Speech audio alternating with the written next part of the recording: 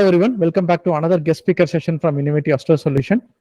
And today's topic is about Zodiac and Horoscopy in India. And we have Aswin Subramanyan to talk about this topic. And this is not the first time Aswin is coming to our learning academy. This is the second time he's giving a talk to us.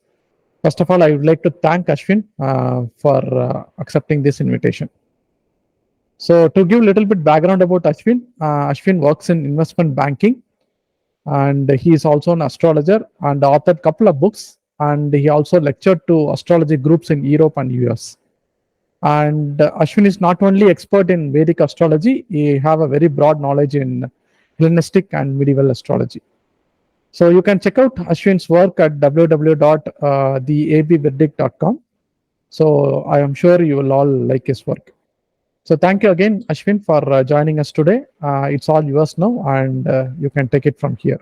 So basically, as I said, the purpose of this presentation is to attempt to reconstruct the history of Zodiac and Horoscopy in India by providing various sources that are quite authentic, which basically does its job unto itself by refuting some of the preconceived notions and false narratives that are doing rounds, basically spread by the Western historians. We don't know from when, but I think it started somewhere around the Islamic invasion of India by late 9th or sporadically in the 10th century, and pretty much very active occupation from the 11th century. So that was the time when so many people traveled to India from across the world. And India became open to so many other invasion. I mean, open in the sense not wantedly, but India was really a hot zone for invasions at that particular point of time. So I'm trying to prove some of these things wrong. I'm not going to say that India never got anything from the West, that is the Greek tradition or the Persian tradition. But I think we had astrology or even natal astrology apart from nakshatras, which are considered to be indigenous to Indian tradition. I think we also had natal astrology since very long time. It's just that we don't have this, except for Shri Rama's horoscope. I don't think we have any other evidence to kind of present. So like how this Babylonian tradition or the Mesopotamian tradition, there is a horoscope in the form of a clay tablet that dates back to 4th century BC. So we don't really have something like that. But I think although there is Rama's horoscope, not just Rama's horoscope in Balakanda, we have information about, although it is not complete, it's like Rama's horoscope, we have some kind of information about all the 4 brothers. But people tend to ignore it just because that doesn't factor in, or they are not in line with the already existing narrative. So it was already set that India got astrology from Greece, and Yavanajataka is the most, it is the earliest text that is available in Indian tradition. So that is what I'm going to kind of try and prove wrong. So for that, I'm not going to go into astrological history, but I'm going to try and sidestep and bring various other factors that prove that Indian history and India's history in terms of astrology is very old. Okay, so to get there, I think we need to understand a few things. So first, I'll stop the screen sharing once. So we had a poll, right? So like how many of us believe that Vedic astrology is the right term? So, sir, do we have some kind of response for that, like a substantial response? 1 minute, let me share my screen, okay, and we'll see. Okay, so this is the first poll. Do you think the term Vedic 100%. Astrology is appropriate? 100%. You want to see the second poll? Yes, also? Sir. Yes. Yeah. Do you believe that astrology came from Greece into India? Almost like 67% said yes. Sorry, no. Okay, good. So right. Thanks. So the first, let's go to first question. Like, do we believe that astrology? Okay, this is the first question. Do you think the term Vedic astrology is appropriate? is Vedic astrology the right term? So as I said, there are two ways of perceiving this. One is like, did astrology come from the Vedas? The answer is yes and no. And the other thing is like the philosophical dimension. I think we all know that astrology did not completely come from Vedas. The astrology that we have today, that was developed by so many rishis and also gurus over the past 4,000 or 5,000 or even beyond. So it's not completely from the Vedas. So the Vedas have some form of the foundations of what we can call today Vedic astrology. But I think the term Vedic astrology is very much relevant because of the philosophical dimension. So we all know that in India, the idea of karma and reincarnation are two cornerstones, major cornerstones of the foundation on which astrology was developed. So, like reincarnation implies that astrology was, I mean, our birth charts kind of have some reference to previous lives and also the future lives, apart from the current lifetime. So based on the debits and credits of our past lives, it is understood that our birth chart is written during this life, and our karma and dharma or whatever it may be, or our life's direction and the fortunes and the difficult things that we face in our lives are basically believed to be the results of the good things that we have done in the past, and also some of the things that we are doing in the present. So, and similarly for the negative things. So I don't want to get into the debate that whether this is correct or not. There are so many perceptions or ideologies for this, but I think considering the philosophical foundation being karma and reincarnation, besides so many other things, Vedic astrology is the right term, which is my opinion. On the other hand, we have 67% of the people who said that astrology did not come from Greece to India, which is basically what we are going to talk today. So I don't think, there are some Western scholars who actually say that the entirety of astrology came from Greece to India. And India kind of borrowed the knowledge of zodiac from the West. And some people even say that the current calendar system or the zodiac that we are using today is completely wrong. All these are irrelevant things, but what we can do is to kind of present some of the authentic sources to prove that the knowledge of zodiac and horoscopy was long beyond, especially the knowledge of zodiac. Okay, if we kind of give some sources to state that the zodiac was very old in India, I think that would suffice. But to understand that zodiac was very old and how zodiac was presented in the Vedic history or scriptures, we need to understand some of the things before going there, and that is where we start our presentation, which is the approach to Sanskrit Scriptures. Okay, so a verse in Sanskrit is basically the shortest way of explaining some of the most complex concepts or ideas. And in order to understand the subject behind any verse, an individual really needs to be convinced that the verse is just not what it appears to be. Because we in modern day, we are kind of trained to have this paper-based system, right? So we see something, we read something, and we believe something, and we form an idea. Okay, but during those days, it was completely oral tradition. In oral tradition, when we did not have paper or papyrus or clay tablets or whatever it may be, especially during the Vedic age, somewhere around 10,000 BC, or let's take even 3,000 or 2,000 BC, we did not have much materials to kind of write or record things upon, right? So oral tradition was one of the most important things that kind of helped Indian tradition to come to where we are today. So we have so many Vedic scriptures and so many texts and so many knowledge references from that goes back by many years ago, and that would not have been possible just by writing. Okay, and in terms of oral tradition, it is always easier to remember something in a verse or a poem or a short prosaic version rather than kind of writing detailed lectures and scriptures on what we are doing or what we are referring to.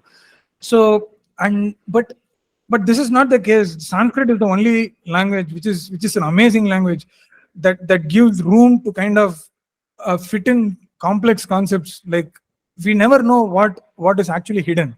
So if we actually go and have a conversation with a Sanskrit scholar, we might just read a 2 sentence poem or a verse, but it might have so many things. Okay, and we might easily miss, like, there would be 100 things and we might miss 90 things. And that is the beauty of Sanskrit language, and that is the beauty in which the rishis conceived the knowledge, and also or transmitted the knowledge to the later tradition. So and to remember, primarily to remember. So the reason why we have what we have today is because of the amazing oral tradition that we had even before 5,000 or 6,000 years ago.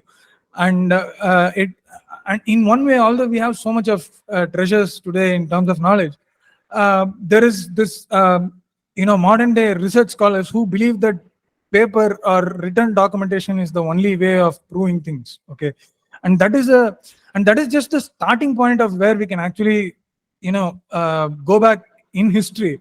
But if we just rely upon these written sources on history, I think it would be very wrong to kind of conclude or have a dogmatic position on something that like in terms of saying that astrology came from Greece to India, just because Yavanajataka is the only text that we were able to find, although they were comfortably ignoring so many other things that is before.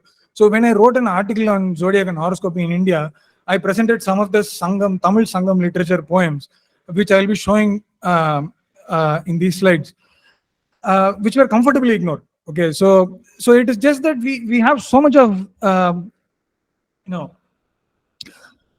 instances where we can go and say that many evidences were distorted, many evidences were ignored, and still people say that evidences are not available.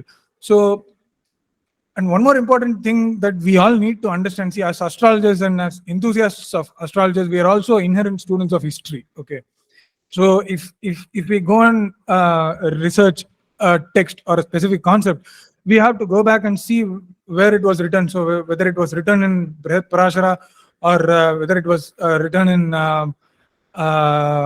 Saravali or Faladipika or Jataka Parijat, whatever it may be. So all these were written on different time frames.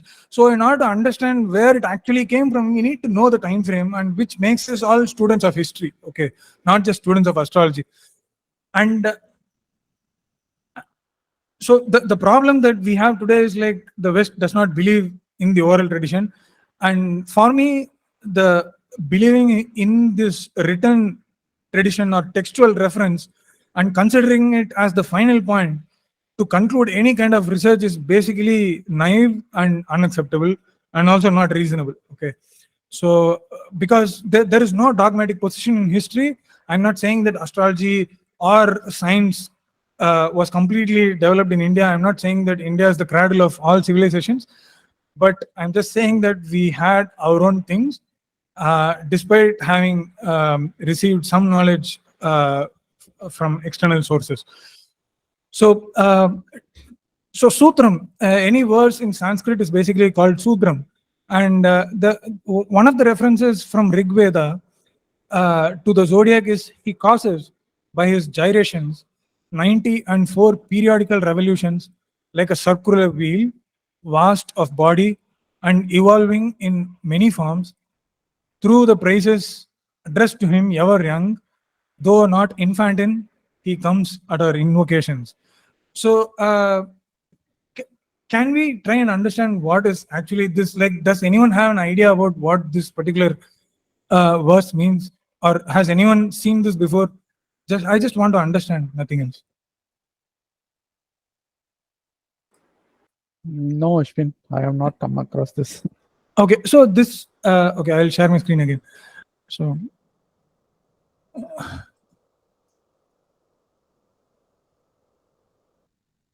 this is just the wheel of time, okay, or the zodiac. Gyrations is the motion, circular motion.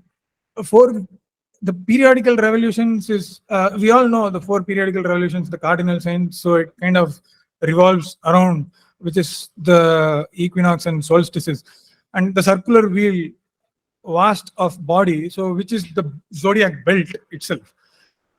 So, and people call this the wheel of time, that is Kala Chakra, and in astronomy they call it as Bachakra, the wheel. In Surya Siddhanta, it's called as Bachakra, the wheel. And for me, the point why I am making this here is this approach to Sanskrit scriptures is because this does not only talk about the wheel of time. See, we all know the wheel of time, and why would someone write Rig Veda? I mean, the wheel of time in Rig Veda at 155th verse or something like that. So, won't the wheel of time be in first 10 or 20? So, even if we want to kind of talk about like Brahmadeva created this universe and along with everyone, so how long will it take for someone to kind of talk about the wheel of time? Because time is eternal, and time is basically what is something that drives us forward. Not just us, it has been driving the entire universe forward for many generations. So, I mean, millions of years. So, for someone who reads this verse in Sanskrit, assume you're a student of a rishi. A rishi is actually teaching you this verse. Okay. So, in this verse, you have to remember it. We cannot write so many lines or multiple pages like we have today to explain a single verse. Okay. So, do you think it is actually possible to mention that this is the wheel of time, this is the Kala Chakra, this is the Bachakra, or this is the zodiac belt, and we have Aries, Taurus, and in this we have 12 and there are other verses to say that there are 12 divisions, that is the spokes written by Drikatamas, which is also part of Rig Veda. So if you look at the clock, we always associate this one with Aries and 12 with Pisces in a circular way. So for an Indian, naturally it is easy to perceive that this is not just the wheel of time, and the wheel of time is not very different from the zodiac belt. Okay, so the one is not so different from Aries, 7 is not so different from Libra. So that is how our understanding goes. So today, if you go to a horary astrologer in India, they might have so many techniques. Okay, one of the techniques would be like, can you please tell me one number between 1 to 12? So what do we think is this particular idea of one number between 1 to 12? It is the zodiac signs. So if I ask someone and if someone says 8, so it is basically we are having the Scorpio as a major theme of it. So that is the answer that universe gives us if we all believe in horary astrology as it is today. So for an Indian and for someone who is coming from an Indian tradition, it should not be so different or difficult to kind of perceive so many things from one verse. Okay, that is how we have been brought up, and we always relied upon brains to kind of remember something in two phrases, like, or two lines, rather than going and writing multiple papyruses or papers, how it was developed in the West. So oral tradition flourished because of the efficiency of Indian people to remember things, Indian people or Indian rishis, whosoever may be. So when the sutra from Rig Veda clearly mentions that 12 divisions, it is difficult for not only me but anyone to contemplate that this won't be the reference to zodiac. Okay. So, and another important thing is like this is not just in the East, but even in the West. If we go back somewhere like to the classical Greek age, like 600 BC, 500 BC, or even 400 and 300 BC, we know that science and philosophy were really not divorced and they were not separated. Okay. So it is only in today's world that people see that philosophy is some different kind of thing and science is some different kind of thing. So, and this is not so different in India. So, but however, if you look at the modern Western historians who are basically accustomed or seasoned to the idea that we all believe in paper and written references, and we all believe that specific mention of something is the specific mention of something, it causes some impartial conclusions, okay, which might always go wrong in many ways. Because today it is like science is science and philosophy is philosophy in the Western tradition. But India has always seen something as science and philosophy as one, common entity with, two. I mean, both are two sides of the same coin. Maybe in today's world, because of some of the influences, there are people who kind of criticize this idea. I know it is there in India also, but I think this is far more prevalent in West than in India. So, but when a Western mind looks at this, they kind of look at it with a Western mind, but not with an Eastern mind. Okay, so or with the understanding of the Eastern philosophy and science behind it. So what I am basically trying to say here is that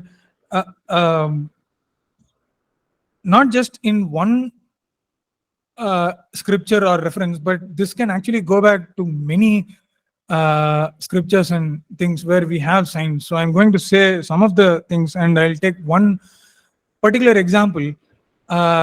So, sir, once again, I'll stop my screen sharing, and shall I ask a question? Sure. Yeah, please.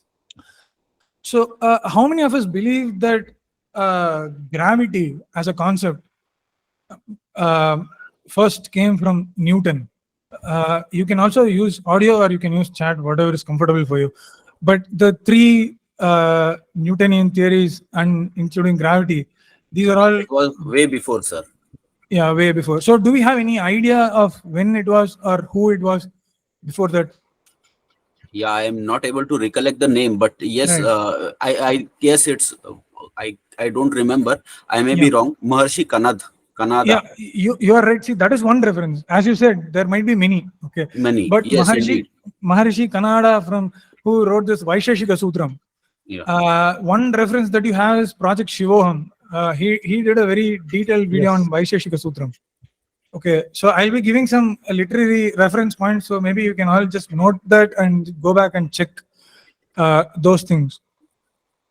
So I'm going to.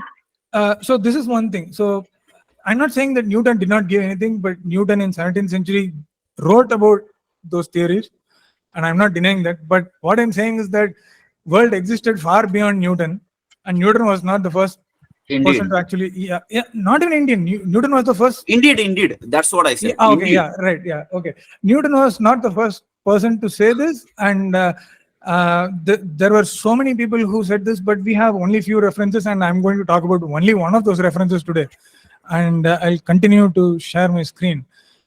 So Vaisheshika-Sutra was written by Maharishi Kanada, and this can be conservatively dated to 6th century BC. Okay, so Vaisheshika-Sutra is one of the oldest surviving treatises on atomic theory. Can you believe atomic theory in 6th century BC?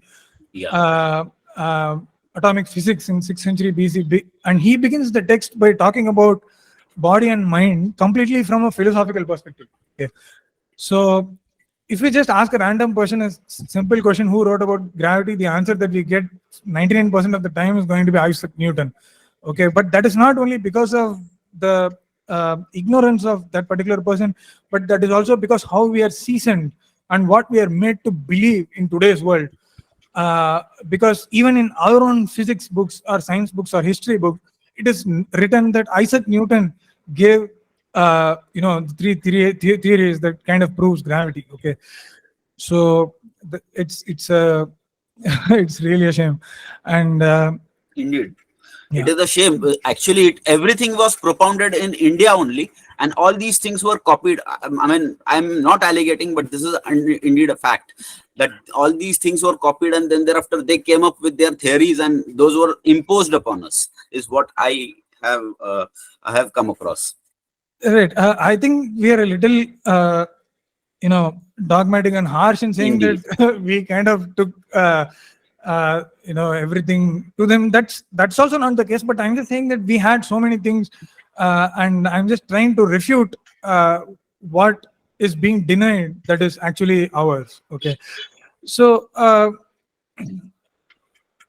the question is like, why should Maharishi Kanada begin the text with philosophy instead of fundamentals of physics? So there are three things. Okay, the Rishi kind of talks about the existence of humans is subject to 3 afflictions. Okay, what can be the afflictions? One is adhyatmika, that is bodily or mental afflictions, and another is adibantika, that is basically caused by external factors, which could be anything, and another is like adi daivika, which is basically because of supernatural powers or something that is unnatural. Okay, so as humans we are all kind of influenced by so many things. Okay, today in today's world, so let's say someone has Sagittarius rising with Jupiter, Moon, and Ketu in the 10th house. It doesn't mean that that particular person is going to do a academics profession, or it doesn't necessarily mean that he'll be a doctor, or it doesn't necessarily mean that he'll be an engineer. So before 2000 years, it was very different. Okay, so there were very few professions that we can select. So during that time, it was much easier to kind of say things. But today we have so many things, and we have to kind of take into the desh kal sthiti factor before we kind of do anything or make a prediction.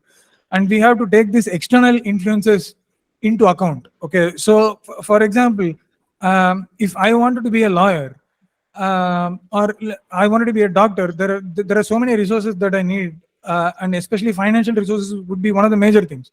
So although my ambition or something, or my interest would be something like to do medicine or law, I might not necessarily be able to do it because of the resources that I have. Okay, but that doesn't mean that I don't have it in my chart. The inherent interest that I have inside me is because of what is actually shown in the chart. But we also need to take the time factor and the influences that we have around us to kind of understand so many things. So that is what Kanada has said here. And so the thing is, like, because of the mind, body and mind, in order to remove it, we need something called realization. So realization is also is one of the realistic concepts, and it is also a philosophical concept. And this connects both body and mind. Okay, so in one of the translations, there is a commentary by Major J.D. Basu, and he said that self-realization was through revelations, recollections, histories, and cosmogonies. So we all are products of society, and we all are kind of seasoned by so many things. Revelations is something that is made known to us, and recollections are something that actually occur to us based on the memory or the experiences that we have. And another is history, the records that we have. Another is cosmology. So there are so many things, okay, that that kind of help us make decisions and do things. So all these are considered to be afflictions. Sorry for the spelling error there, but and this makes it very clear that mind and matter are the same. And Dr. Subhash Kak actually points out in his he translated Vaisheshika-Sutras that the basic underlying theory of Maharishi Kanada was that anything that takes shape in this world is basically the manifestation of atom. Okay, I don't want to get into what is atom. This is not a physics session, but again, I kind of refer you to Project Shivoham's video documentary on Vaisheshika-Sutrams. It will give a much important eye-opening ideas to you. So, but life exists based on 4 basic virtues. Okay, so one is artha, dharma, kama, and moksha. And this is not just necessarily relevant to astrology. Okay, this is relevant to all forms of physics, and this is the implication that is given by Maharishi Kanada in his Vaisheshika-Sutra. Okay, and that's what Mr. Subhash Kak refers to. And you can get Dr. Subhash Kak's book from Amazon. It is available at a very reasonable price. And if you see Jyotisha, it is also fundamentally based on Dharma, Artha, Kama, and Moksha. So these are cornerstones of Jyotisha. So the philosophical foundation of Jyotisha is basically these 4 virtues. And I'm not saying that Maharishi Kanada is talking about Jyotisha here, but I'm just trying to point out that the philosophical virtues of life can play an important role in everything, where science is not really different from philosophy. Okay, so I'm just trying to prove or make a statement that science is not different from philosophy, so that we should not really look for an exact word that is being mentioned in Sanskrit verse to kind of effectively continue the oral tradition instead of returning lines and lines of prose. So it is very unfair to see a specific thing that is given, and the categorization or separation or bifurcation or specification should be based on what we are actually looking, and it is our own inability to kind of read the verse and contemplate everything that is actually part of the verse. So so if we go to Vaisheshika-Sutra, it won't be enough for us to kind of understand the complete philosophical and scientific meanings of what the Maharishi has said, although it is just a very small book. So, and see, the beauty of Indian philosophy is that it is existent and it makes sense in both dualism and non-dualism. But it is just that as humans, we have this bias and we take sides to choose what is actually better for us. And there might be different little variances in terms of, if we compare this tradition with the Western tradition, Western in the sense the Greek tradition. But I think even during Socrates, Aristotle, or Plato, this particular idea of science and philosophy were always singular. They were not really separated. And they called it with a separate term that is beyond human contemplation, and that is called as metaphysics. Okay. So anyone who basically refutes or says astrology is pseudoscience is basically someone who cannot contemplate the idea of metaphysics. Astrology is not for everyone. Likewise, this understanding of this language, Sanskrit, is basically a form of metaphysics, and it is really not for everyone, and not everyone can actually understand it. And it might be applicable to me and you. So it's not basically a discrimination of who can understand, and it's not basically about the ability, but it is just this, like, the nature that how Sanskrit makes available itself to all of us in today's world. And that is why we actually lose so many things. And so according to ancient philosophical traditions, metaphysics is basically an extension of physics, but or not just physics, but any form of natural sciences. Okay, and this was the case with Rig Veda, Yajur Veda, Sama Veda, or Atharvana Veda, and this is the same case with Plato's works such as the Republic or Timaeus or Apology or whatever you take. So now let's switch over to, I think this was pretty clear. I don't want to spend too much time on physics. So the narrative-based Western dogmatism. Okay, so so why we are talking about this? David Pingree is a very respected scholar who passed away some years ago. His contribution to the history of science is immeasurable, but it doesn't mean that whatever he said is it's true, and we cannot take it without skepticism. That is what I'm thinking, and I also think he had a biased position, especially when it came to Indian history. So David Pingree, in his paper Astronomy and Astrology in India and Iran, mentions that the Indian epics Ramayana and Mahabharata, the planets appear in an astrological context, and their influence, depending on their conjunctions with the constellations or their retrogradations and their transits. And this type of astrology is termed Gochara. So how Gochara, that is the transits, are so different from what is mentioned in Mahabharata. Like Pingree himself acknowledges that we have conjunctions, constellations, and retrogradations in their transits. So how come all this is possible if we don't have horoscopic astrology or natal astrology, like the 12-fold divisions of signs? It is really hard to believe, and it's on the other hand, it is also very biased position, or also a very naive position to kind of reject these notions. So although Pingree explicitly agrees that astrological context is very much present in the Indian epics of Ramayana and Mahabharata, by mentioning all these things, he went on to say that astrology was borrowed from Greece to India, and one of the most very difficult things that he said, that Indo-Iranian astronomy lacks originality. And that is a very rude and a biased statement, and it can come only when someone is not really familiar with Indian history or culture or heritage. Okay, so the problem with so many Western historians is that no one has much idea about Indian history and tradition. So I'll come to that at a later point of this lecture, but now I'll talk about the Western dogmatism in little detail. Okay, so this Pingree's assertion about horoscopy coming from India to Greece is basically an emotional position. Okay, so the problem is, like, it's very natural and it's very humanistic. In today's India, we don't really question if some elder says something. So I think Pingree took a very identical or similar position, because he didn't want to refute or reject whatever his earlier predecessors of the West has said, because Pingree basically based his work on his predecessors or scholars who actually wrote or their research before Pingree. So and he doesn't credit India for its contribution, not just for astrology, but for astronomy and all forms of science. And I don't know what it is if not for a biased position. And so, Sir, sorry to interrupt, but why we Indians are so very fascinated to take certification from the Western people or whoever those people are? If they certify, then we are like okay with that. If they don't certify, they take a contradictory stand, then we have to like contemplate that yes, maybe they are right.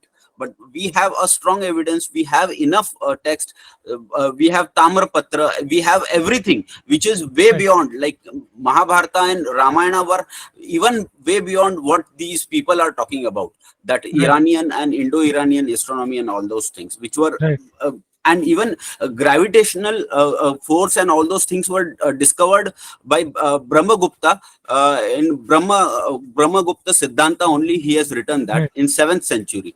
And there is no need that those people should certify what we have already had ages ago, isn't it? So there is no certification needed, but when it comes to academics and history, it is important to present the facts and records. Okay, so and I want everyone to take this talk as more of an academic thing rather than an emotional position. So I'm not trying to take an emotional position here, and I also encourage if someone has some point to refute against me, because that is how we kind of construct or reconstruct our own history. Understood, sir. Understood. Right. So, and it is not about certification, but it is about what we have and what proofs we have. So it is good to present. Sir, Westerns have always been proving us like third world country. Always have been doing that. Right. But I think, and that is one of the reasons why we have to present these things. Okay. So, and this is not just about Pingree, but this is about basically every scholar that actually come from the West, who believe that the knowledge of zodiac and basically majority of science actually came from West to India, which includes Mesopotamia, Greece, and Babylon. So we are talking about Babylonian astronomical treatise, which is Mul Abin, that is dated to 7th century BC. Okay. And Rig Veda, as we all know, Rig Veda is very old. Okay, there is no particular dating that we can actually give to Rig Veda, and we will see the dating of Rig Veda in this, and it is a very conservative position, and it is not a very sure position, because we cannot date Rig Veda as it is actually, because we never know. Okay, so we can just have an idea of when it was based on what we know today. So Rig Veda is very old and we don't know the exact period, but Yajur Veda could be from 3000 BC to 2500 BC, and Atharva Veda can be from 1500, 2000, 1500 or even 1000 BC, which is again a very conservative figure. And we also have references to zodiac, that is the 12 signs. And as it is, I'm not the first person to mention this. This has been mentioned by so many Indian scholars, and not just scholars, even astrologers who are not historians. So it's very easy to kind of break this bias that is coming from the West. Okay, so Pingree opines that Indian zodiac doesn't seem to have existed before Yavaneshwara, who is believed to have written Yavanajataka, and relied on some figures depicting four corner pillars of the old stone railing at Gaya, that is Bodh Gaya today, representing some signs of the zodiac, just based on what was written or scriptured or formed in that particular stone, which was referred by someone else. Pingree came to a conclusion that zodiac was not from India, but it was from someone else. And this research is completely incomplete. And if we analyze the references for zodiac, as I said, even a normal person doesn't need to be a historian today can go and find out the references of zodiac. So before coming to any kind of plausible conclusion, in Pingree's case, he did not even go to the four Vedas. Can you believe that he referred to some kind of a stone that is in Gaya, which was referred by someone else, and he did not go deeper into the four Vedas?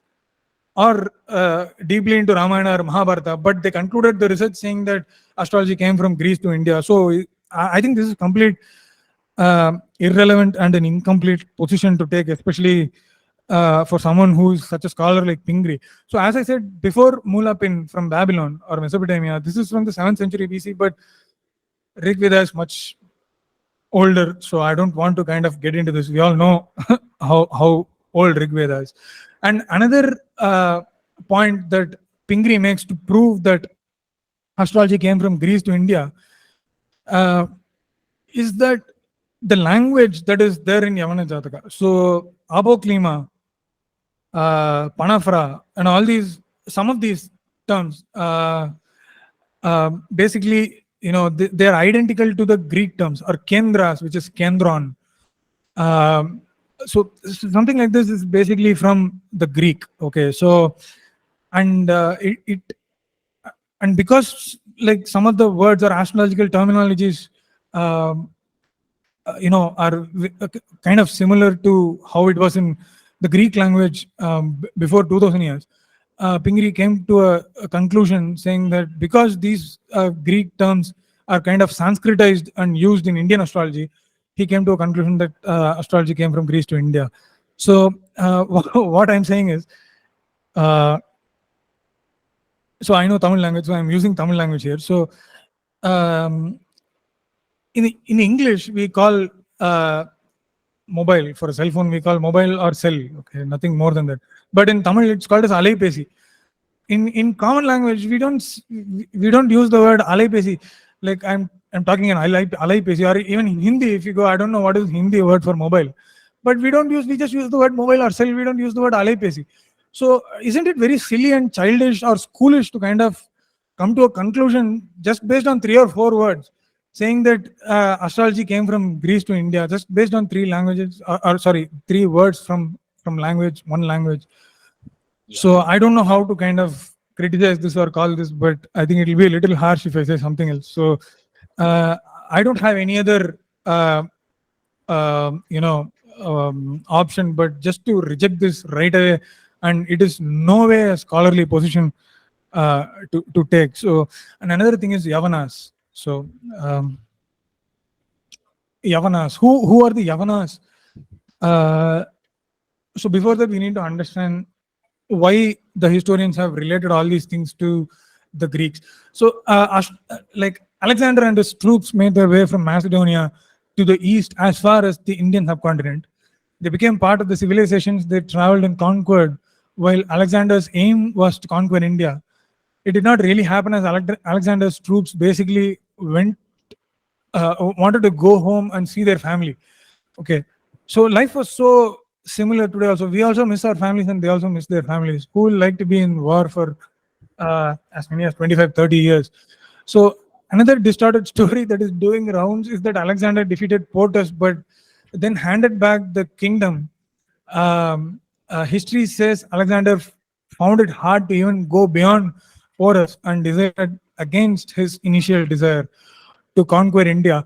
So here I have quoted the words of Greek historian, not some Indian historian, Greek historian. So if someone, I'll just leave this slide for a minute, so you can just read and see how powerful Indians were in military and how they just kind of scared the Yavanas away at that particular point of time, somewhere around 4th century BC.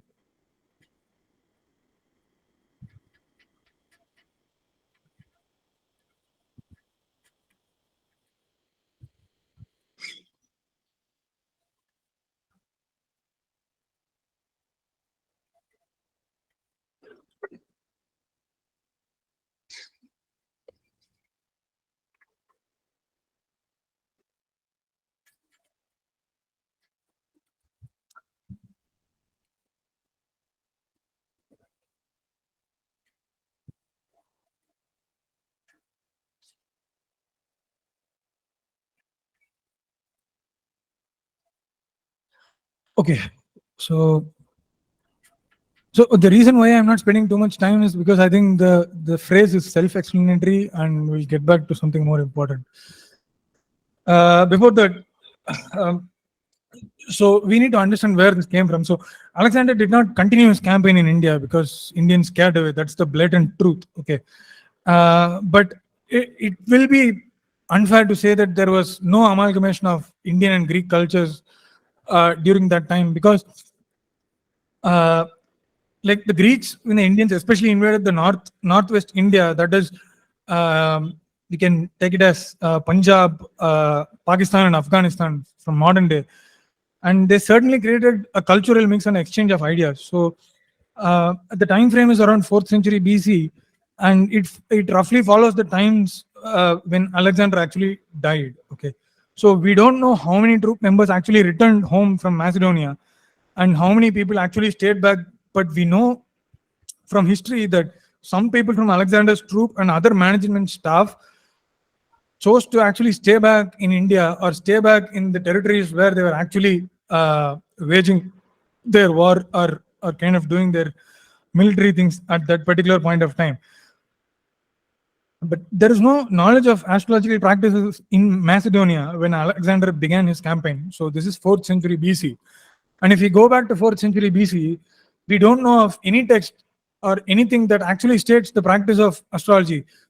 In some cultures, it is said that mundane astrology is very old, like in Babylonian tradition, it's said that astrology was practiced somewhere by 7000 BC. I don't know how far it is true, but it was surely practiced somewhere. Mundane astrology was practiced somewhere around 1000 BC to 600 BC, where kings relied on astrologers for mundane matters, like when to wage a war, or which is not a good time for the ruling king or something, which is very similar to Indians, even in South Indian kingdoms like Chola and Pandyan kingdoms, where astrologers were in the courts and they decided many ministerial matters and things. And but there is no such evidence like that in the Greek tradition, at least as far as I know. But again, absence of evidence, evidence of absence is not absence of evidence. So we cannot take that in a dogmatic way, because in history we can always go back and prove someone wrong. So, but at least at this point, we don't have a reference or a direct reference where astrology, even mundane astrology, was prevalent in 4th century Europe, not necessarily Greece. So, okay. So this is where the amalgamation of Indian and Greek culture came in, and they actually said that Indians took astrology from the Greeks. So Yavanajataka, we all know Yavanajataka. So it was believed to be written by Yavaneshwara. Yavanajataka, Yavana is considered to be Greek, but there are two words for the two meanings for the word Yavana that were used in that context. That is before 2000 years. It's like one is for foreigner and another is for Greek. So we don't know whether they refer to a foreigner or whether they refer to a Greek. So that is one thing. And because of the times that we're living in, and because of the influence of Alexander and the Greek presence in somewhere in the west of Indian subcontinent, it was believed that it is Greeks. So we don't really know whether it is 100% sure or not. So, but anyone who has read Yavanajataka will easily come to a conclusion that it is so Indian, and there is very less Greek things that are part of Yavanajataka. I'm not saying anything is not present, but it is far more Indianistic than Hellenistic. So that is my point. And just because of history, it is unfair to take a preconceived notion that astrology came from Greece to or from Babylon to India. So it is filled with completely Indian astrological techniques which are being practiced today, and some of the things that are mentioned in Yavanajataka are not really part of modern day Hellenistic or Persian tradition. I can vouch for it because I study both Hellenistic and Persian tradition. I'm not just saying out of the air. So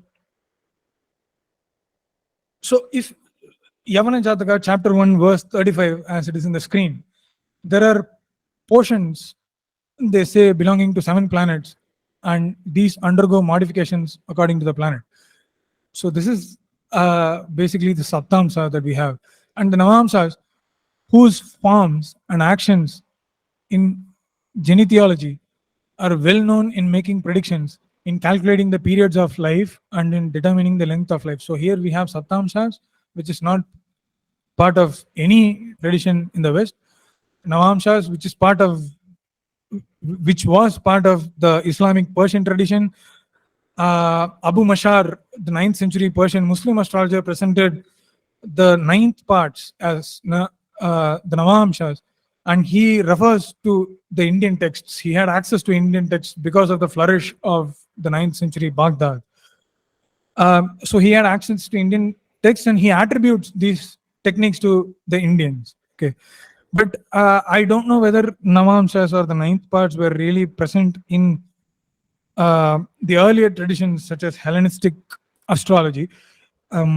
But I think someone quoted some text, but I'm not really sure because I don't have an idea of whether, even if I, so I'm not very sure about it, but still I don't know that any text, whether by Valens or Dorotheus or Paulus of Alexandrinus or Rhetorius or anyone it may be, I don't think it is mentioned in any of these texts.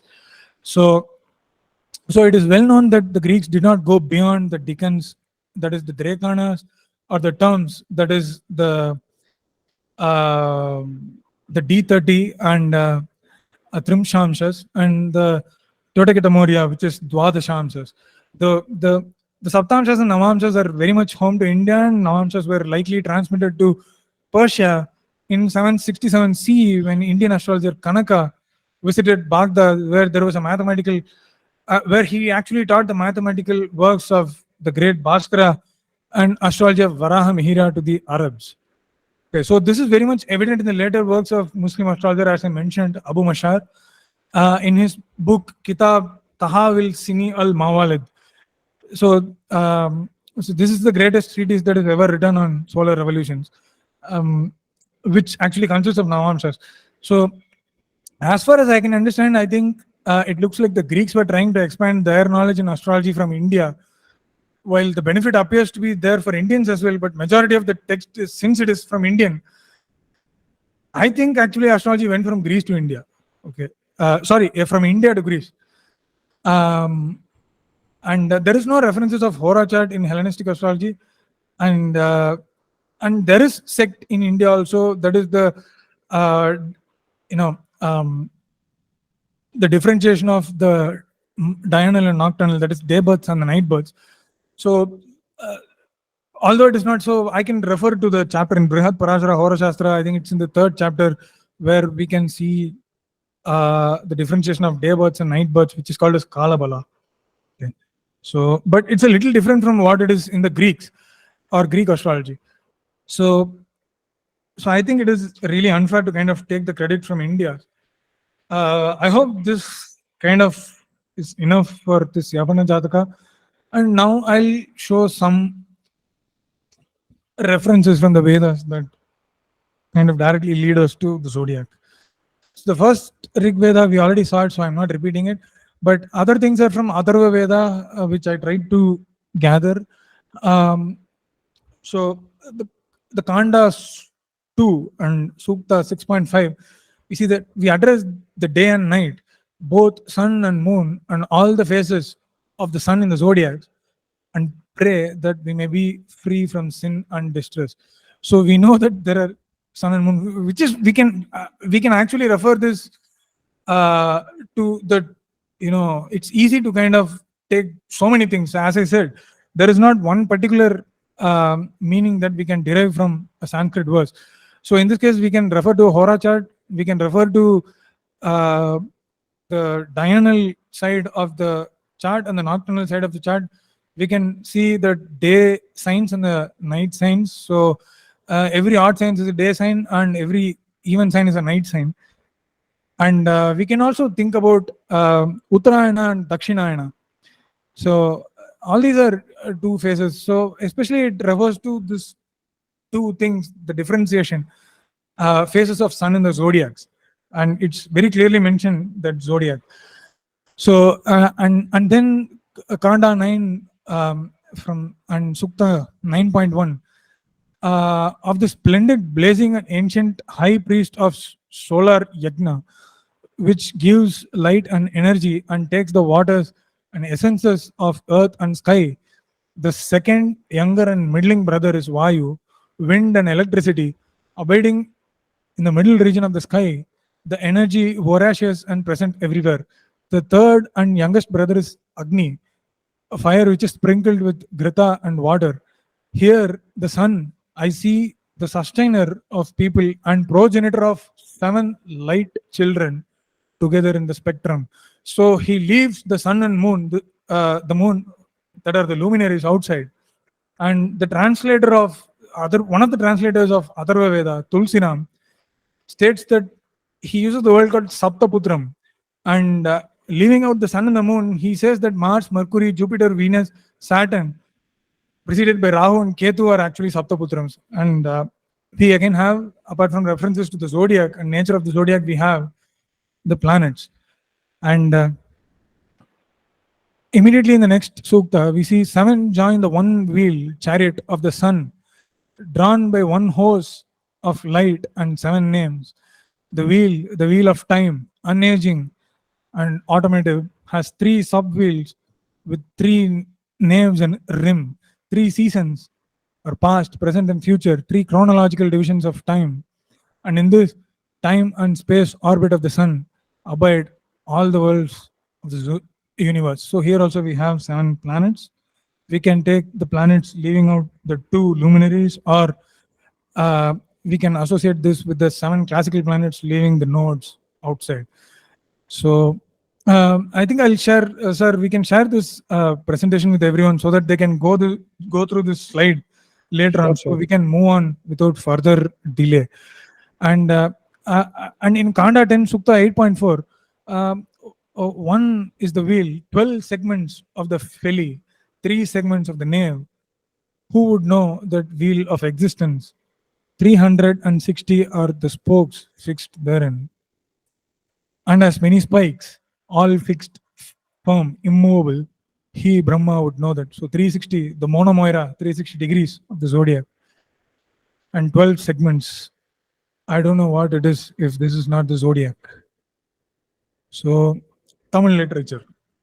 And this is the interesting thing that I wanted to share. Nedunal Vadai by Nakirar. So there is always a controversial idea about the dating of Nakirar. Some say that it's 3rd century BC and some say up to 6th century CE, but there was no Nedunjodian in 6th century. So I think it's fair enough to kind of say that Pandya king Nedunjodian was in 3rd century BC. So Tera Talavi is from Nedunalvada is the title of this work, and Tera Talavi is one of the poems. I'm not going to read in Tamil, but I'll read the translation. She was inconsolable. She cried too much. Mercury bromide was applied in the bed she was sitting on, and the legs of the bed were topped with a round finish. On the ceiling upon the wax surface, the newly crafted painting was the strong horns in Aries, Ram, which is the first that roams in the sky. Okay, so there is specific mention. So there is goat, okay, with 2 horns, which is basically Aries, Ram, and that is the first that roams in the sky. So it's very clear, quite different from the sun, but with all beauty like the moon was Rohini. Rohini is the same as Aldebaran in the West. Like how the moon is inseparable from Rohini. She was saddened as to why she isn't having such inseparable moments. She took a deep breath. Her teardrops fell down through her beautiful eyelashes, and with her reddish hands, she wiped the tears that were flowing across her cheeks. She longed alone. So the idea of this poem is basically to say that there is this queen or the princess who was sad that the king is actually going to war or in the war without any idea that when he's going to come, shedding tears, looking at in the lying on this round bed, looking at the ceiling where we have this circle, that is actually depicted with zodiac.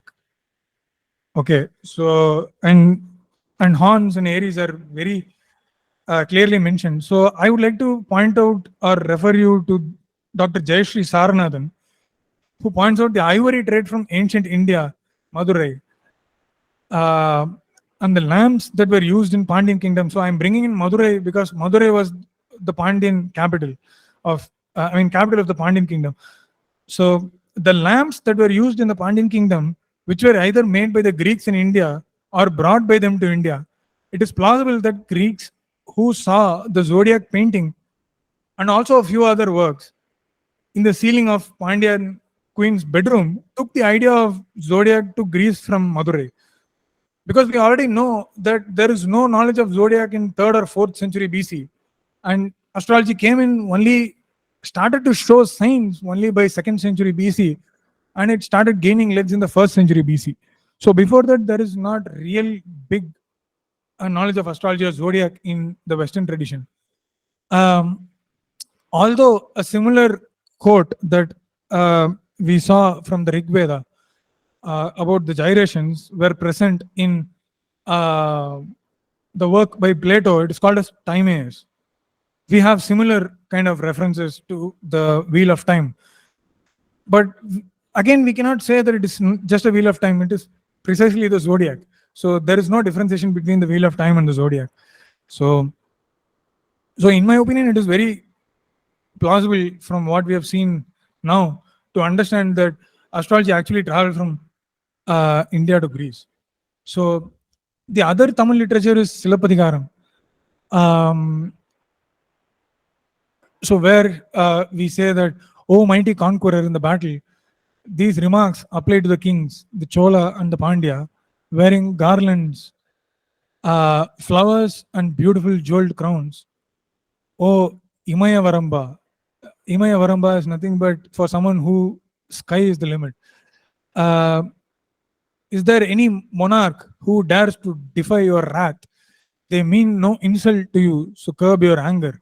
The astrologer versed in 5 parts, that is Panchangam, Tithi, Varam, Nakshatram, Yogam and Karanam, who knew the effects of planets in each of 12 signs of the zodiac, rose up and said, "Powerful king, long live your valor. The time is now auspicious for making the rulers of our past earth prostrate themselves before your lotus feet.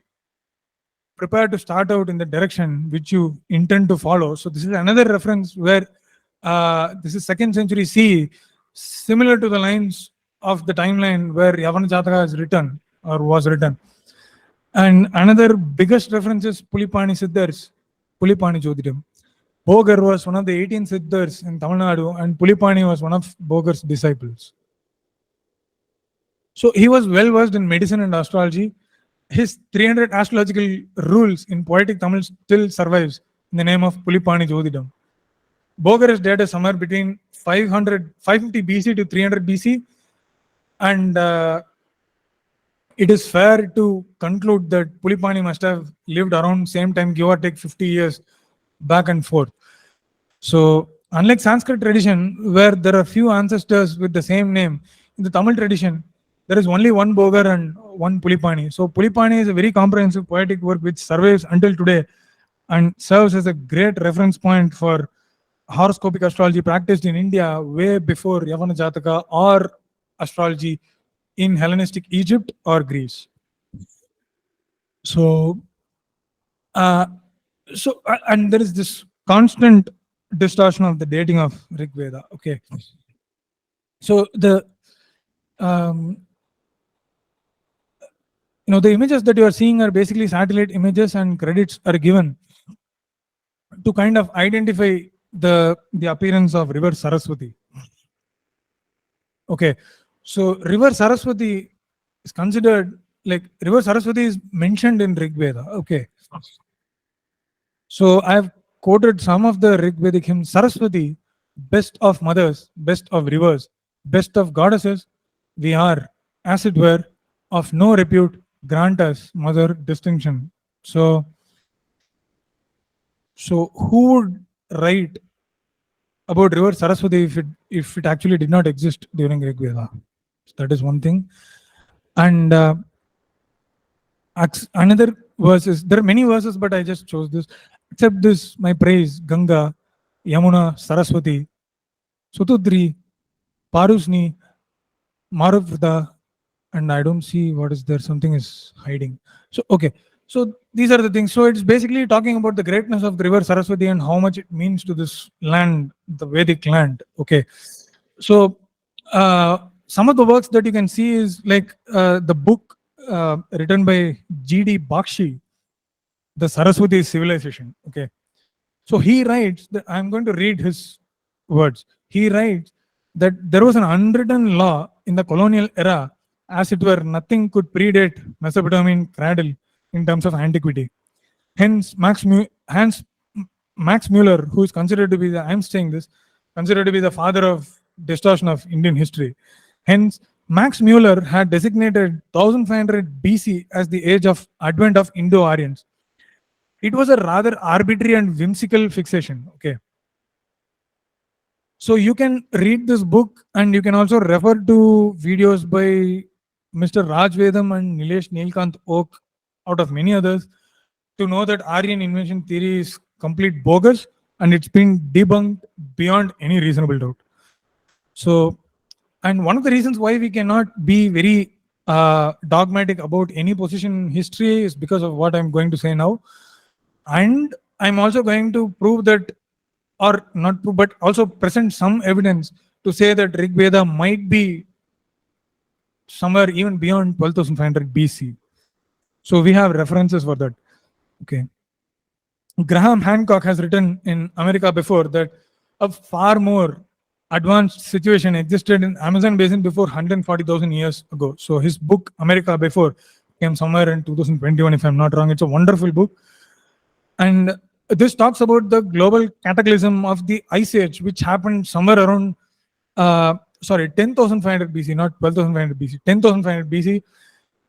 And it has been proven beyond doubt that the question of Mesopotamian or any other civilization for that matter can be the oldest. So we have so many other civilizations, and Indian civilization could be as old as well. Okay, there is no doubt about it. So that's why we cannot take a emotional or a dogmatic or a non-academic position when it comes to history.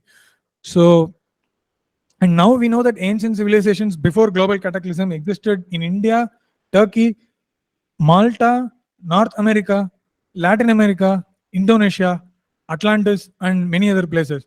There is one documentary on Netflix by Graham Hancock, which is called as Ancient Apocalypse. So I think that will give you far more interesting insights into the fact that world astronomy, astrology, and science existed even before 12,500 BC, which is completely disproving the modern poor narrative developed by the Western historians. So Tamil civilization was prevalent in the form of Pumbuhar, which is a submerged city today, and probably has connections with Lemuria and Kumarikandam, which is an ignored phenomenon by many mainstream scientists. And it allows a huge scope of work further to unravel the histories of ancient world. So it will be funny to kind of think that Kumarikandam or Pumbuhar did not have astrology or astronomy. So, and to understand the reasonable dating of some of the Rig Veda as far as the astrological context goes, we need to know how old Saraswati River is. Okay, some Indologists actually question the very existence of Saraswati River, and that is the reason why I actually presented this. One of the reasons why I tried to present this amazing satellite images presented by many scholars. This is not done by me, but this has already been done by so many other people. So some of the Western historians question the existence of river Saraswati, but Saraswati actually existed. And why would someone write in a Vedic scripture when the river actually did not exist? So, which is another bogus from the existing narrative. So the existing satellite imagery has served as a major point of consolidation for the authentic Indologists to prove that the river Saraswati was in full flow by 6000 BC. Unless and until the river was in full flow, I don't think someone would have actually praised the greatness of Saraswati River in the way that they have actually done only in these two verses. There are many other verses. So, but this does not mean that the river is only 8,000 years old. So the existence and changes that the river has gone through ranges from 140,000 BC to 70,000 BC to 50,000 BC and even 20,000 BC. So for the narrative driven mindset that don't believe that humans existed before 7,000 BC, this entire research that goes beyond 1000 BC or 1500 BC is basically indigestible, and that is why. So, and one of the reasons is like if we find something that is actually older than 1500 BC, so much research has to be done, and almost everything that has been done until today has to be undone, and that is a trepidation that is actually one of the reasons why it is leading these modern historians to actually debunk that, because they have to start a new research. So no one wants to start a new research. And they just want to kind of build on what is already written, which is a false conception. So in order to, just to kind of make their work easy, scientists came to a conclusion that river Saraswati did not exist. And they also mentioned that it actually dried much before then it actually dried up. So as per the research or these images that we see here, it's clear that Saraswati was in full flow until 3000 BC, and this was done by the expert committee put together by the government of India, which was headed by Professor K.S. Vaidya, professor of geodynamics at JNU Center, this I think Jawaharlal Nehru University Center for Advanced Study and Research in Bengaluru.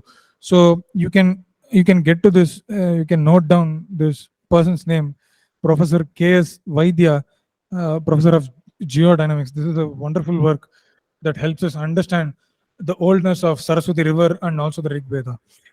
So it points out, G.D. Bakshi refers to K.S. Vaidya's team in a study and says that Yamuna was once a tributary of Saraswati, later changed course in a major way and joined Ganga, thus depriving the river Saraswati of a major source of ice-belt water from the glaciers. It is said that there was a major tectonic shift in plates some 4,000 years from today. That is 4,000 years before where we are now.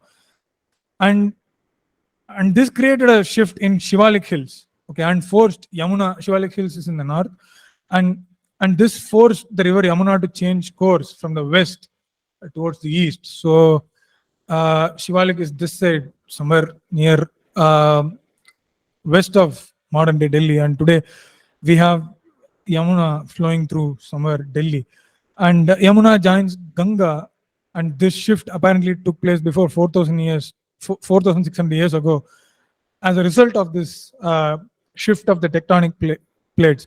So conclusively we can say that according to Bakshi from his Saraswati civilization, this river dried up somewhere around 1900 BC. So even if the river, so obviously it makes sense to understand that Rig Veda mentions Saraswati in the second part, and astrology was mentioned in first part. I mean the zodiac or the wheel of time. It was much before, but Saraswati is mentioned much later. So even if we take as 1900 BC as the latest date, I think astrology is far older than what we have today in other civilizations. So that is one of the things. So European Indologists have dated Rig Veda to 1500 BC, but we know that river Saraswati has dried up somewhere around 1900 BC. So this dating provided by European Indologists is completely disproven, and there is nothing to say beyond this, because astrology is at least as old as, or the knowledge of zodiac is at least as old as 1900 BC to be conservative. So it can be as old as 70,000 BC also. So I told about the global cataclysm towards the end of Ice Age. So I'll give a theoretical explanation of this and not read this because I think we are running out of time. What happened is, like, due to some reason, so the entire civilization of the world got it was lost. Okay, so basically everything was reformed somewhere around 10,500 BC. Okay, so in Rig Veda, it was actually written who would actually save this world and save. So in order for the civilization to continue and exist, we need someone to survive. Okay, so if everything is gone, how come the world will survive and who will be in this world? So it was written that who would actually save and bring this world to existence again. If they did not know about, if the rishis who wrote about Rig Veda did not know about this cataclysm that would occur 12,500 years before, how come they would have mentioned that Indra was there to kind of bring about all these things, and people again started to re-exist. So you can go back to these verses once this thing is shared. So this is to prove that Rig Veda, that is, and you have to note that this is from Rig Veda 4:18.7. So if you go back, we see that Saraswati was mentioned in 2nd, and Wheel of Time or Zodiac was mentioned in 1. So basically, this was known even before the collapse of this world at the end of this ice age. So conservatively, we know the knowledge that we have about Zodiac is as old as 10,500 BC. Okay. So Indra, the lord of the Devas, as per the Hindu texts, is the god of sky, lightning, weather, thunder, storms, rains, river flows, and war. Okay.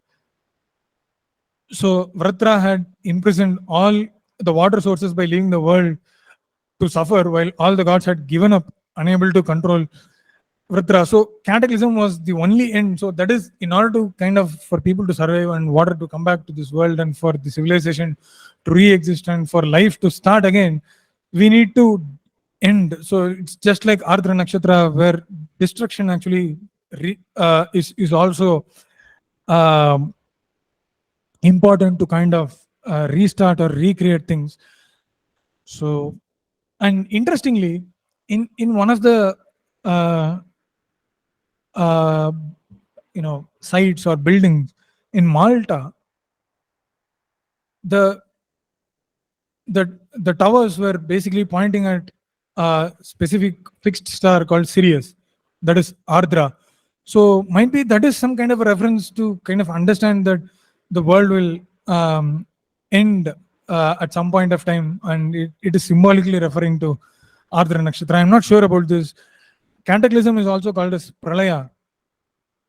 And so now we know that astrology is much older. The knowledge of zodiac in India is much older than 10,500 BC because it was written before the Pralaya. So, and the next is another controversial topic. So I'm not talking about Rama's horoscope because I think as Indians we all know that Ramayana has Rama's horoscope. But some of the Westerners who present a very falsified theory again is to say that Rama's horoscope is a later addition, which is they basically attribute that portions of Balakanda was a later addition and also the Uttarakanda was a later addition.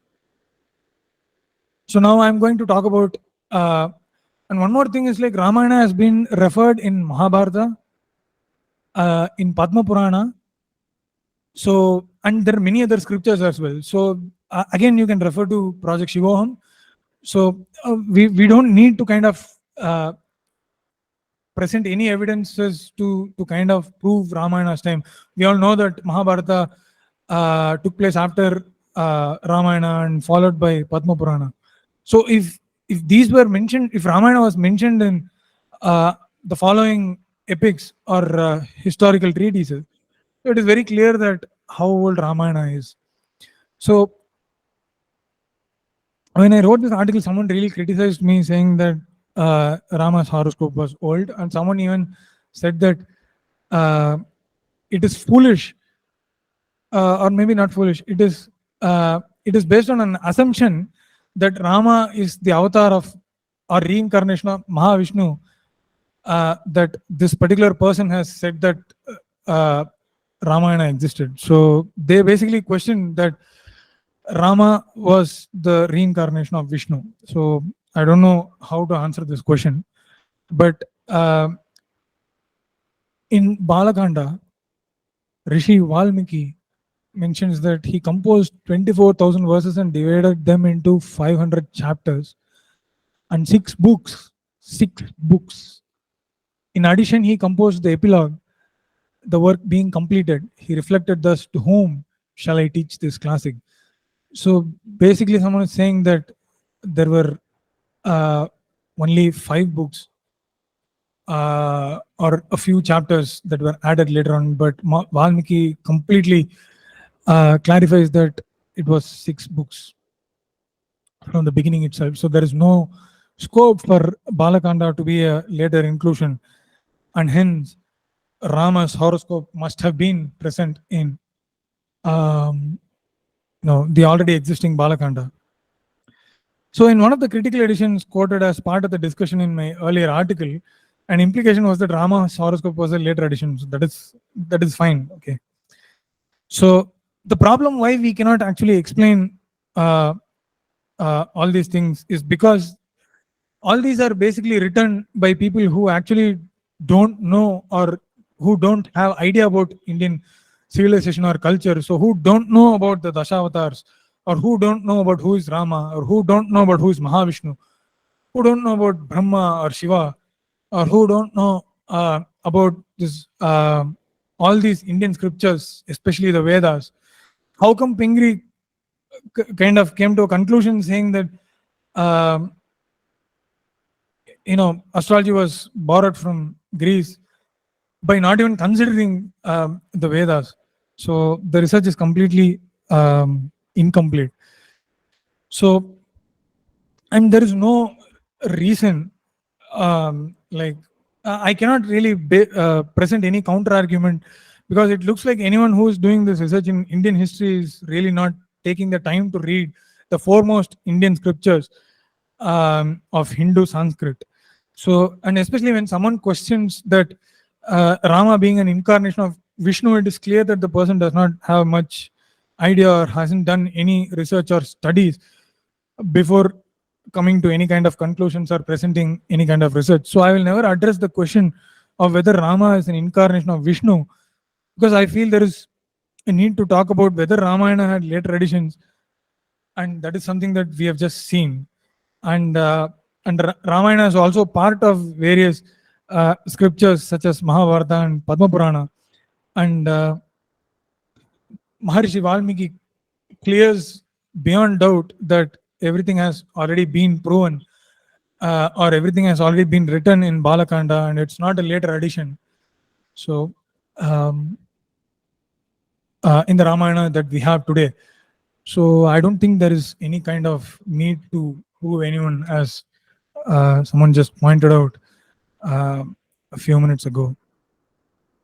So the scholars of the West have relied upon these various papers that were based on existing narratives that already had distorted the Indian history, not in relation to astrology, but in many fields. So now that we have, basically disproven the idea of Aryan invasion theory, I think it is very important for the current Indian government to kind of revive the authentic Indian history and present those in the academic works from the school, so that tomorrow's India knows much more about India's history and don't have this idea about this distorted opinion of Indian history. So that the biggest failure of understanding Indian history from Indians today is if you say that Newton was the first to talk about gravity. I think that is the greatest failure that we are seeing today. So, and there were a few articles, especially by Dieter Koch, and I won't even cite that article because it completely deserves to be ignored. So there are only two possibilities. Okay, one is they ignored everything they found and continued to willfully distort Indian history, or they, despite their lack of knowledge on Indian history, they persisted in their inherently flawed research, leading to faulty conclusions. So I hope I kind of did a reasonable job of reconstructing with some sources, because I don't think we have already seen these sources in the mainstream presentation of astrological history. So I thought it is the right time to kind of talk about some of these things apart from just the quotes on Drikattama that we see everywhere. So I think that's all I have. So if anyone has anything to add or questions, I think that will be great. And I'm so sorry for taking so much time, sir. It's already 8:33. So, No but I issues. think there was Actually, you are too on much to time. cover.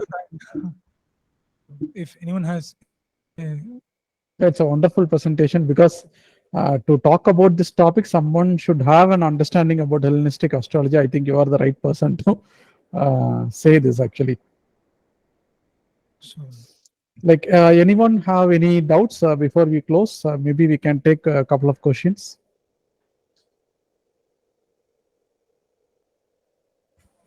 No, sir. No questions as of now. Hitesh, you want to ask something? No, sir. As of Okay. now, nothing. Okay, fine. Anyone have any other questions or comments or feedbacks? Like, okay, I think Gayatri, right? Yeah, Very please. insightful session. right. Thanks. I hope it was. Thanks a helpful. lot. Thanks. It's Smita. Like Gayatri, you have some question? Yeah, hi Ashwin. Hi. Hello. It's great session and it shows a lot of research behind with. Your voice is little low. We are not able to hear properly. So Is it better now? yeah, a little Yes. better, Yes. Yeah. So yeah, thank you for this wonderful session. So you have done wonderful research, and you've presented a lot of facts. I mean, you have presented your thoughts along with facts as well. So I'm coming to my Yeah. question. Sure. Yeah. My question is, we understand the history of how astrology has evolved years and years back. Just a very logical question, I would say. I don't have Yes. any background for it.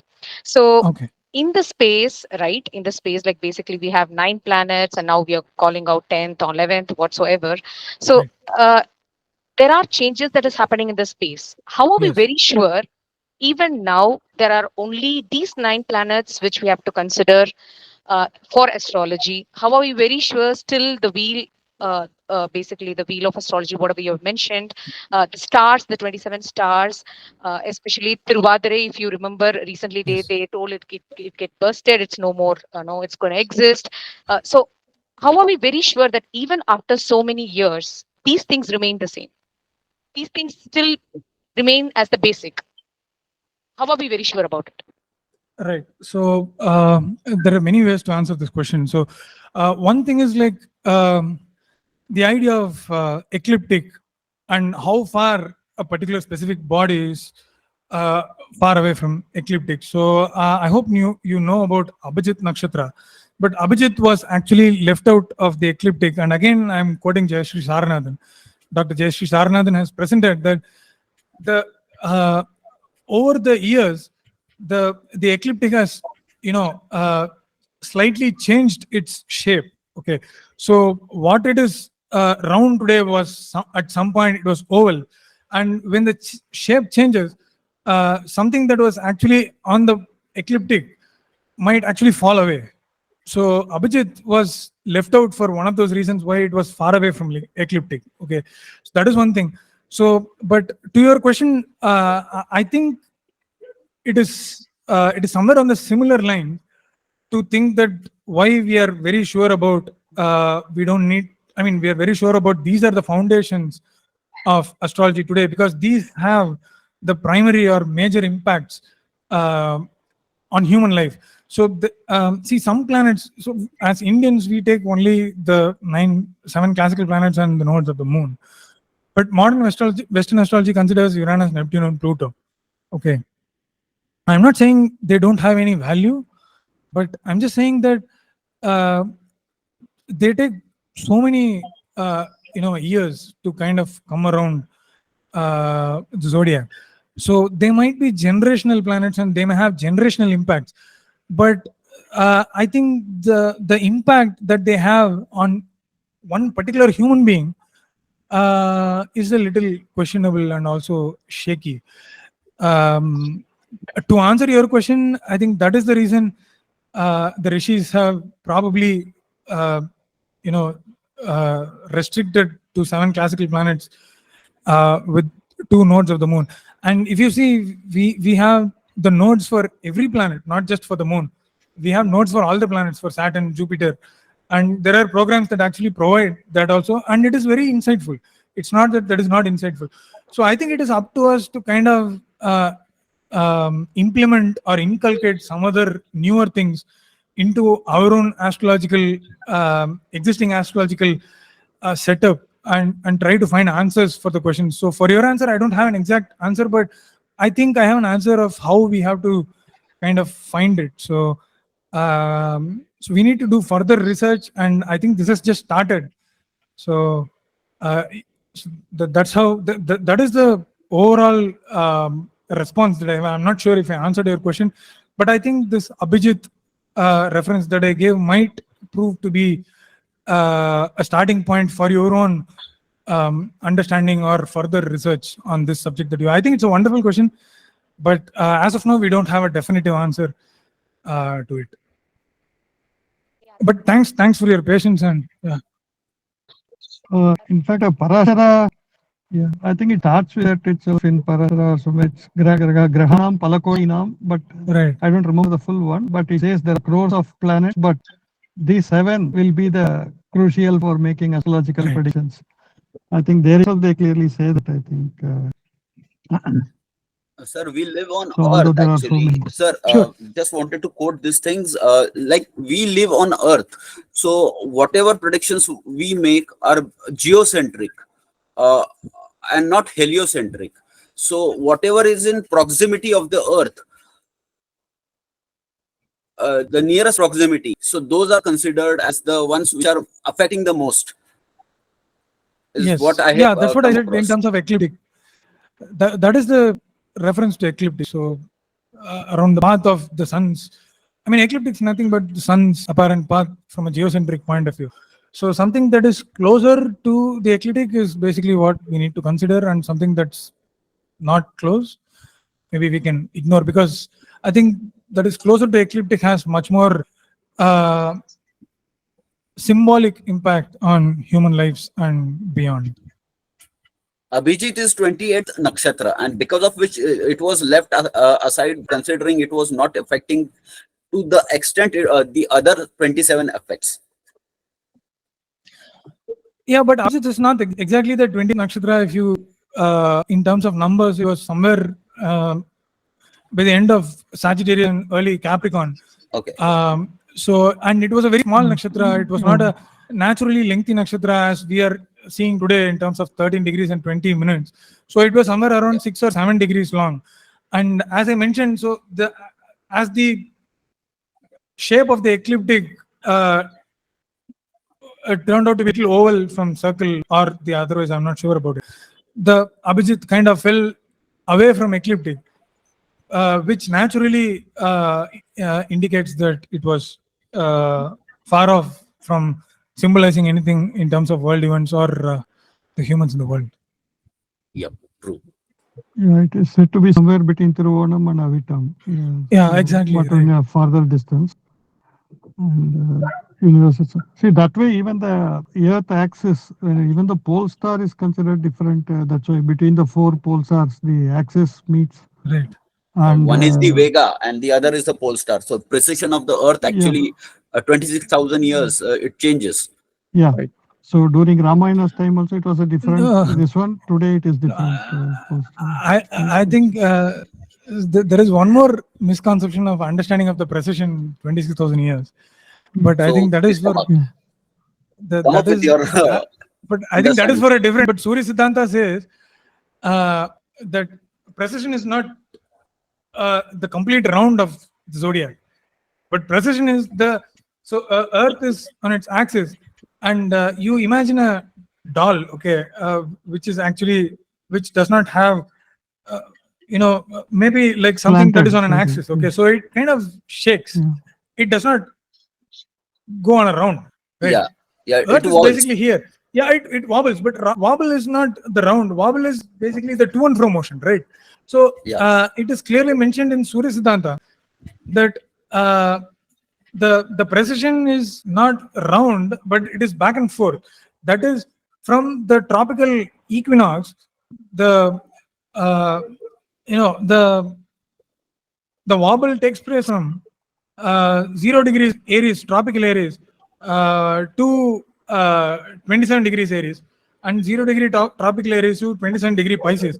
So there is this 27 degrees forward motion and prograde motion and 27 degrees retrograde motion. Currently, we are in 27 degrees retrograde motion. Looking that, we will see that somewhere we have our Ayanamshas at around 24 or something like that. So the beginning of sidereal Aries is somewhere near 24 or 25 Pisces. So so after a point of time, maybe in another 200 or 300 years, the prograde motion will start. So it doesn't go beyond Kritika. And it is in Aries, 27 degrees Aries. So it's not the complete round.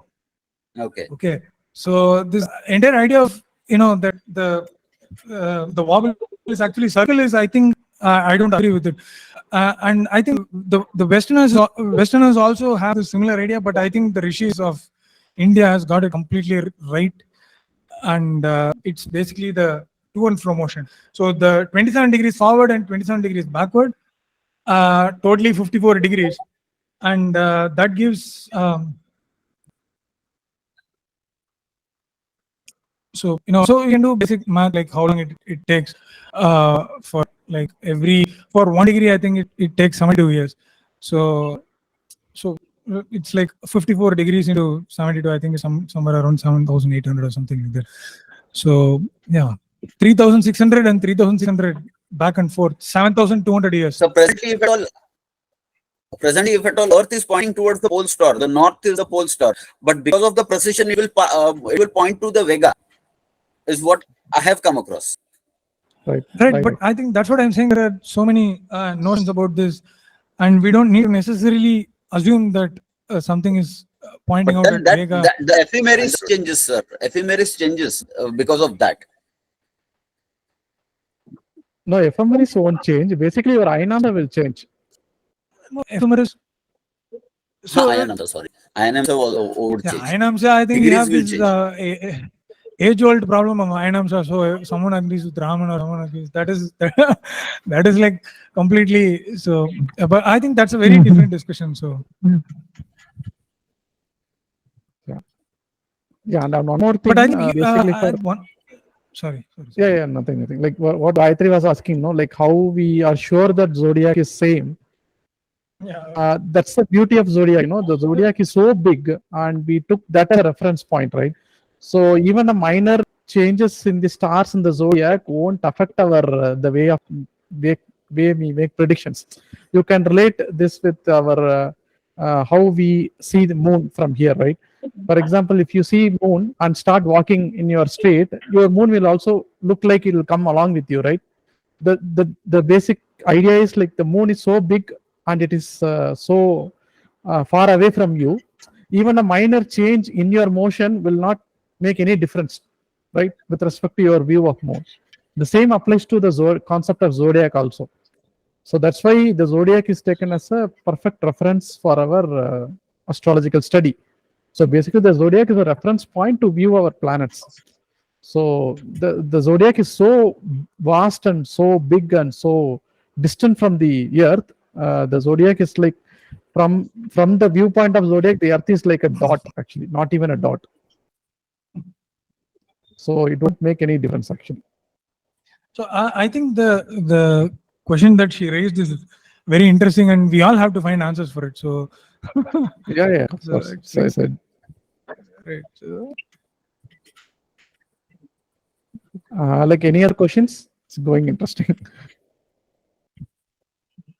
Sir, we would like to have such a session again, which will just discuss about all these things, not like a specific topic, but like we need to, because this is something the more deep we go, the more deeper it is.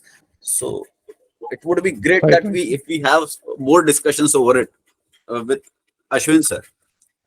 Definitely. Yeah. Very few people talk about these kind of topic, because when we talk about astrology, it's like more of a predictive topics, no. So only people like Ashwin are like open to this kind of research studies actually. So I'm really thankful, Ashwin. Thank you, sir. And thanks everyone for. Yeah, I think there is one more question. Gayatri ma'am, I guess. Okay, no, she is just applauding for that. Right. Okay. So I think thank you very much for this opportunity. And Ashwin, right. Ashwin, Mahesh. This is Mahesh. சொல்லுங்க sir. ரொம்ப சந்தோஷம் நீங்க வந்து. Yeah, I was traveling actually. That's why I could not take your call. Or I was just listening without missing a single detail. Network was somewhat problem for me, but wonderful session, Ashwin. Really, I enjoyed. Regarding the Vedas and connecting it is very interesting to me. So definitely we should have some other session also like this. So, and thanks, Mr. Muthu Vijayan Elango sir, also for conducting this session, sir. Thank you very much. Thank you, sir.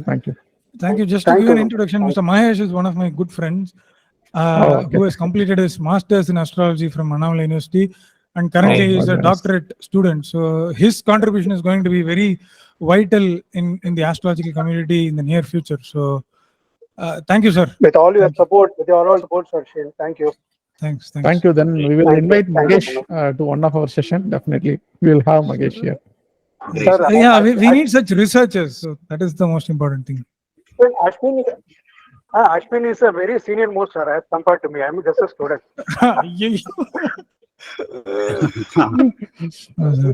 No. Okay. Thank you so much.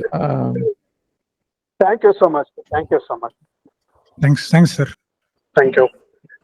Yeah, thank you, everyone. Actually, it's Sunday, so I don't want to take much of your time. Thank you very much, and sorry for prolonging. No issue, sir. This is something what was essential. Sir, one request here. Can you please send the presentation, sir, to everybody? Sure. Yes, I can. I'll do that. Actually, one more request. You have been referring. Yes. You have been referring a lot of books, right? Can you just give me the list also along with it? I'll send it to Muthu Vijayan, sir, and I think everyone will receive from his. Yeah. Cascade. Anything fine. No problem. Yes. Yeah. Sure. Thanks.